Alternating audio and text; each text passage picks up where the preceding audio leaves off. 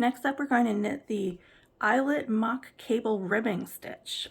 This is a pretty great stitch actually. It kind of gives you a cable look without you actually having to cable at all.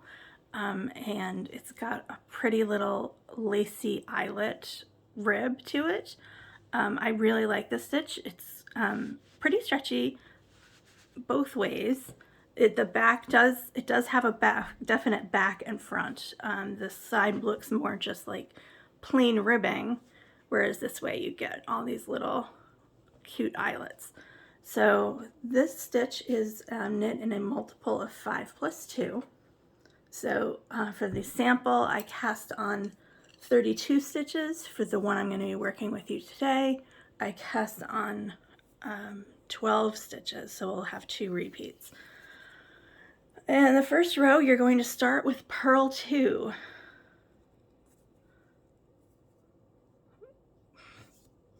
So make sure to grab the right yarn. So you're going to purl 2,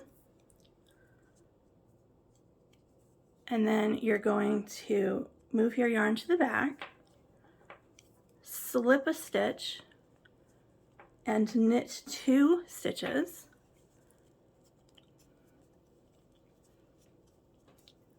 And then that slip stitch you're going to pick up and over the 2 stitches you just knit. And then purl 2, and then we're going to do that again. Now the important thing to remember with this stitch, we're going to purl our 2 stitches,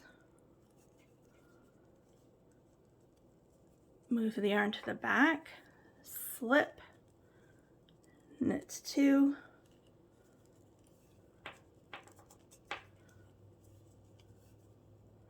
and you're going to slip that slip stitch over the 2 stitches you just knit and off your needle, and then you're going to end purl 2. Now the important thing to remember with this stitch is you're doing a decrease with lifting that slip stitch over, and you're not doing the increase until the next row. So you're not going to have the same number of stitches on your needle as you do from your first to your second row. We are putting the stitches back in the next row. That's what's making the eyelet. But like I said, I cast on 12 stitches, and now I have 2, 4, 6, 8, 10 stitches. So I know that I'm going to have to do 2 increases to make up the rest of the length of the swatch. So it's just something to look out for. It's not a big deal. Just don't freak out if you count your stitches and you don't have as much as you cast on. So for second row, we're going to knit 2.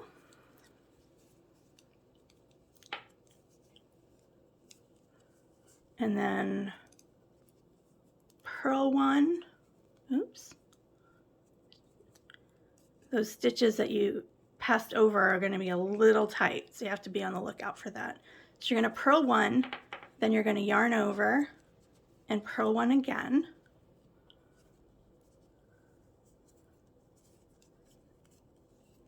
Knit 2, purl 1,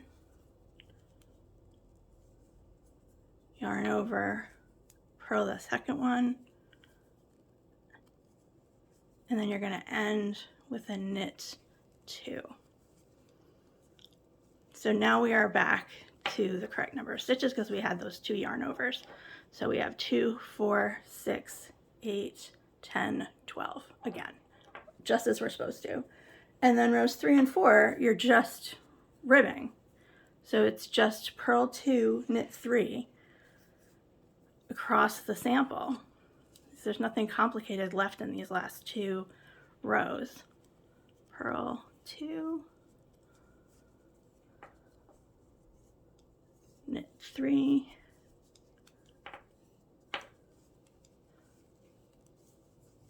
purl 2,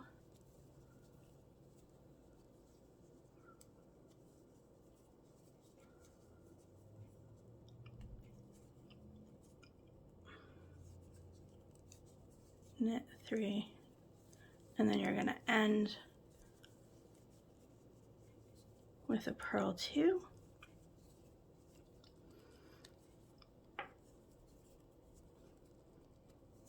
And that is row 3. Row 4, which is our last row, it's going to be knit 2, purl 3 across. So we're going to knit 2, purl 3,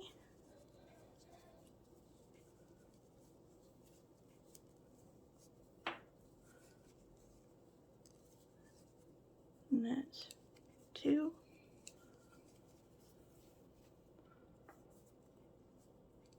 purl 3,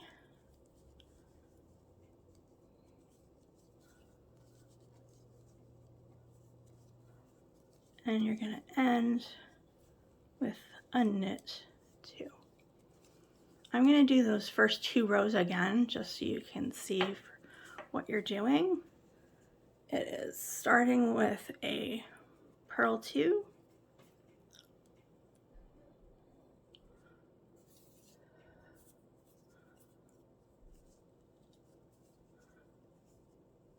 purl 2, and you're going to move the yarn to the back, slip the first stitch, knit 2 stitches,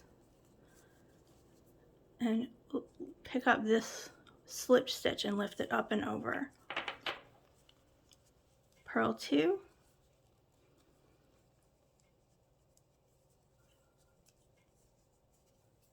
do that again, slip 1 stitch as if to purl, knit 2, pass that slip stitch over those 2 stitches, purl 2, and that's how we get our short row. So the next row is row 2. It is knit 2,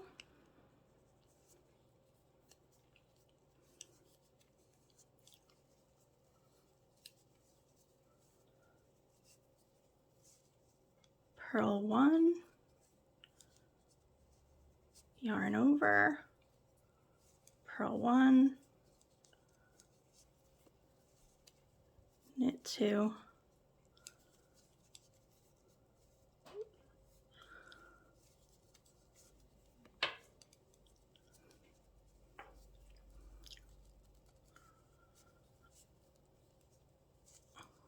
purl, yarn over, purl, and then knit